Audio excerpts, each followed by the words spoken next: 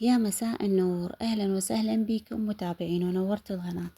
واللي يشوف الصبح أقول صباح الخير، ربي يسعد صباحكم ونبديها بالبركة. اللهم صل وبارك على سيدنا وحبيبنا المصطفى. وأتمنى أي واحد يشوف هذا الفيديو يدوس لايك حتى غيرك يستفاد، لأن أكثر قاعد يشوفون مشاهدات من دون لايك، وخل غيرك يستفاد من هاي المواضيع. لأن تدرون مواضيع أعشاب، أكو ناس دائما تحب الشغلات بالأعشاب أكثر من حتى العلاجات، وأنا من ضمنهم ومن ضمن الناس وايدة. واليوم شنو موضوعنا؟ طبعا عن الكحل الأسمد. الكحل الأسمد وشلون طريقته وشلون شنو علاجاته وشلون أحصل الأصلي ومو الأصلي، شلون أعرفه. طبعا الأصلي إذا تريد تعرف الأصلي وشلون طريقته، أكثر أقول لك أنا أريد أنا أسويه بالبيت. عادي تسويه بالبيت بالعكس، بس تحصل يكون الأصلي شلون تحطه تعرفه. طبعا تجيب مغناطيس وتخلي عليه، إذا ما سحب شوائب معناه هذا الأصلي، وإذا سحب الشوائب هاي المغناطيسية معناها بيه مادة المغناطيس المو الأصلية. طبعا هذا أنا أشتري يعني من ناس عرف، أكثريتهم يعني ناس عرف اللي يبيعون بيه، ولازم توصية عليه أوصي عليه. طريقته شلون؟ طبعا الكحل طبيعته، وإذا تعرفه شلون يعني لازم أبدي بيه وأتكحل من عنده. أكثريتهم قاعد يبونه من العطار أو يبونه من مكان ويبون رأسا يتكحل، وأتمنى أفضل كل إنسان يسوي كحله ببيته الأثمد. قليل اللي يسوونه يعني مثل ما تقولي يعني ضبط عملية تصنيع الكحل الأثمد. طبعا الرسول صلى الله عليه وسلم وصانا بالأثمد الكحل، كان يتكحل دائما، يتكحل ويصلي ويسمي على النبي، صلى على النبي ويسمي بسم الله. طبعا بيها شفاء للعين، يوخر الحساسية، يقوي النظر.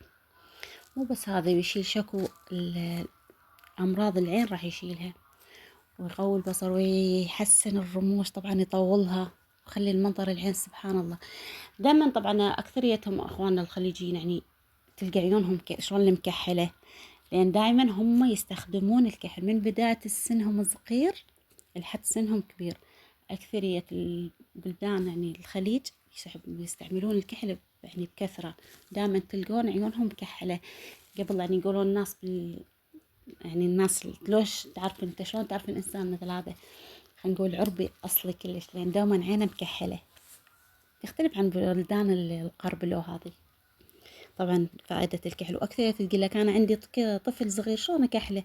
والله تبدون بالكحل الطفل الصغير بدايته، طبعا تتكحلون بيه ما شاء الله يصير عيونه دوما هنا شلون العيون مكحلة ورموش أطوال، وحتى عينه شلون تنفتح. طبعا فوائد المالته من دون عدد، قد ما أقلكم بيه ما تصورون. شلون طريقة؟ طبعا هي كحلة هذا تقريبا أنا مخليته نص كيلو. شنو يبت؟ قلاص ماي، نقعته ماي أهم شي والله. إذا كان عندك ماي مغطر تخلي له، أنا خليت له ماي مغطر. يوم عندك ماي زمزم، ماي زمزم مو هسه بعدين تنقع بيه. ايش كثر مدة التنقيع مالته؟ طبعا أنا أنقع الكحل 3 أشهر ضبط، يومية كل 3 أيام ألقاه ناشف ماي. طبعا إذا ما عندك تعرفه ما يعني ليس للشغل مالته، مثلا هسه أنا أريد أطحنه، إذا لقيته خليت له كوب ماي طبعا وما شارب ماي مدة أسبوع كان معناها ارتوى من الماي. وش قد ما يرتوي من الماي الكحل الأثمد راح يجيب وياك نتيجة للعين. طبيعة الكحل يسحب الماي كله، شكو ماي يسحبه. إذا معناها استوى، نقول استوى معناها روى ماي، ما حاجة بعد تخلي له ماي تي وتسوي. أنا نقعته هسه هذا الكحل 3 أشهر ضبط، اللي هسه هذا طاحنته 3 أشهر طاحنته كل 3 أيام أي بدلة ماي، ما ألقى بيه قطرة ماي. هذا الكوب نشف سبحان الله، شلون الاسفنجة وتخلي لها ماي تلقاها ناشفة هيك. كل 3 أيام أي ألقاها ما بيه ماي. الطريقة ايش قد ظلت ويا الوقت؟ 3 أشهر ضبط، لحد ما اييت ما لقي خليت تقريبا أسبوع ماي. ثالث شهر نقعته بماي زمزم. الثالث شهر الطريقة اللي تردونها المضبوطة، ثالث شهر نقعته بماي زمزم. ايش قد خليته؟ مدة شهر كامل أنا قاعد بماي زمزم. طبعا وأقرأ سورة الحمد عليه، أقرأ آية الكرسي وأصلي على النبي وأقرأ التسبيحات على هذا الماي، وين أنقع بيه الكحل الأثمد. آخر شهر الثالث بماي زمزم وكحل، عشان هذا الكحل راح يصير علاج. طبعا معناها شقد ما يشرب ماي. وذي اللي واحد ياخذ من العطار للعطار ما راح يخلوا له ماي مدة هيك، بس يغسلونه ويطحنونه. من راح تخليه تحس عينك جافة، لين شكو ماي سحبه بالعين. فأنا من أريد أخلي يكون أحس عيني مرتاحة شلون الرطبة، لأن هو نوعية الكحل يرطب العين، يرطب العين ويخرج جفاف بالجفن.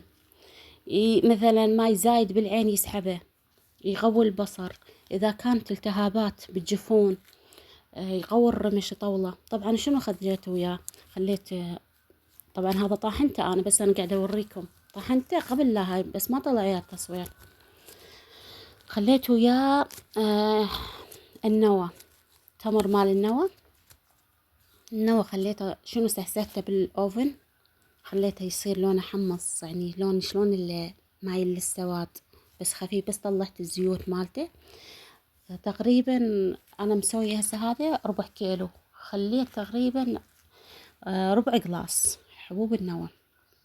خليت وياه كم حبة شعير، كم حبة حنطة خليت وياهم، لأن أنا أريد أنه علاجي، ليس يعني مثلا أكثر شيء أريد علاج. أهم سهسهتهم وياهم. طلعت المادة الدهنية، بس حسيت المادة الدهنية طلعت إنه شنو سويت؟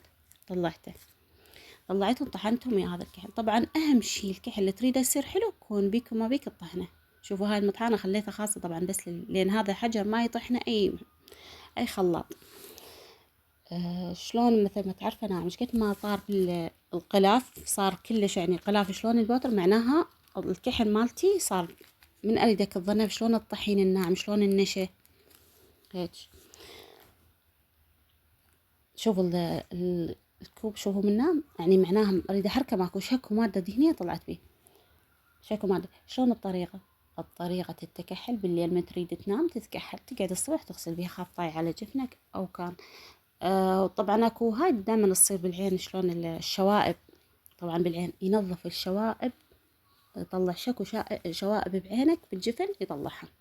طبعا يصير شلون اللفة، شلون يمدقن العين تلقاها هنا موجودة. اللي عندهم دائما حساسية بالعين طبعا يقضي على حساسية العين. شلون تعرف الأصلي؟ إذا حطيت العين وحرق عيني، يعني يظل عيني تدمع ويحرقها، معناها أنت عندك أمراض بعينك، حساسية، عندك التهابات بالأوردة، عندك التهابات بالغرينة. هاي شو تسوي بيها؟ طلع شكو أمراض من عندها. شلون مثل ما تقول مادة مثلا، هسه أنا هذه خلنا أوصف لكم شنو الوصف. مثلا هسه هذا اللي عندي ماعون وسخ، تكرمون وسخ واريد شو أخليه له أنظفه، أجيب له كلور وأغسله. طبعا ينظف شكو شوائب بهذا الماعون. كذلك الكحل هيك أنا أعتبره مادة مطهرة، مادة مفيدة، تقوية البصر. طبعا اللي دائما يقول أنا رمشي أريد يطول، طبعا يطول الرمش، يحسن النظر، يوخر الحساسية، يوخر التهابات الجفن، يوخر جفاف. وتدرون هالأيام إحنا كل من تليفونه كاظة. شوفوا المادة مالته طبعا كحلت بيها وما طاحت. يعني شنو المادة مالته، مع نشوفوا الأصلي وبيلمعه. شلون تعرفه؟ إذا كان لونه رصاصي. وإذا أنت هسه أنا لين خليت له نوى تمر وحرقته شوية صار لونه أسود. ومو تحرقونه كلش النوى، لا خلوه، لأن النوى شنو فائدته؟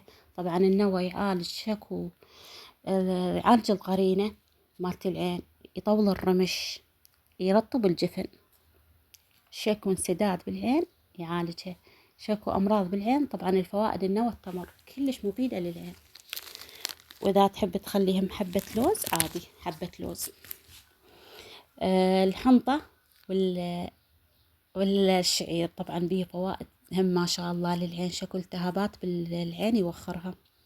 والماي الزمزم وقاري عليه قرآن. وأتمنى كل واحد يسويه ببيته بلا ما أتكحل أنت خاصة. وأكو مرات هسه يعني أخوك أو زوجك أو ابنك يقولك أنا عيوني بيهن رمد، اللي يقول عيوني بيهن حساسية، اللي يقول عيوني مثل بيهم شلون العلاج المخاطي، هذا يعالج. أهلا وسهلا، نورت القناة.